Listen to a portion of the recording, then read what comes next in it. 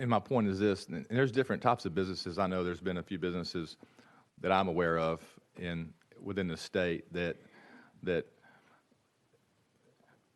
you know, liability arises in certain situations, and it causes businesses to have to be more alert. So if someone has been shot across the street or stabbed and walked over and ended up something happened to them near or on their property, then that creates a responsibility for that business to be on a heightened awareness for their patrons.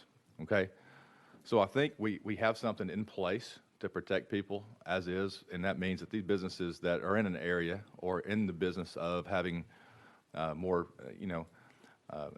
in a business of attracting those who like to fight or do things that maybe not happen at the local grocery store during the daytime, that hadn't happened in 45 years, that happens, consistently. I think these businesses have a duty to protect and provide security, armed security, for their patrons, right? So if something happens in that situation, then of course the person, and if that security wasn't provided, that person then would have the ability to sue that business. But my issue comes with, we're talking about insurance premiums here. We're talking about a lot of things for businesses and a lot of liability for businesses that, have no record of any sort of violence. And there's no law that we're going to pass here in the Tennessee General Assembly that's going to stop violence. And guns don't cause violence. Knives don't cause violence. Those folks who have their hands on those instruments cause the violence. But my issue is, we had this debate, back when Bill Haslam was governor, and we had a lot of gun bills come through this committee and sat through hours and hours of debate, and it was about this. It was like, well, let's talk about our constitutional right to carry a firearm, but let's also talk about our property rights. Let's talk about individual property rights, and let's talk about property rights as a business owner, right?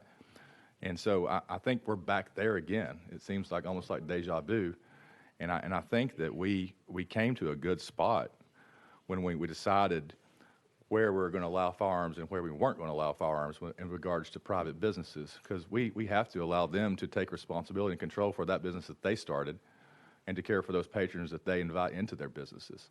So I think we're going a bit too far with this piece of legislation, in that I think we trust our businesses to have the responsibility and have the capability to protect the patrons into where they're inviting them, no matter what part of the community or what community they're in.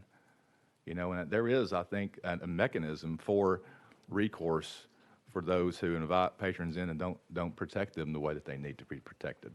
So there are my issues with the bill, and Mr. Chair, if Representative Todd would like to respond to that, I'd love to hear it.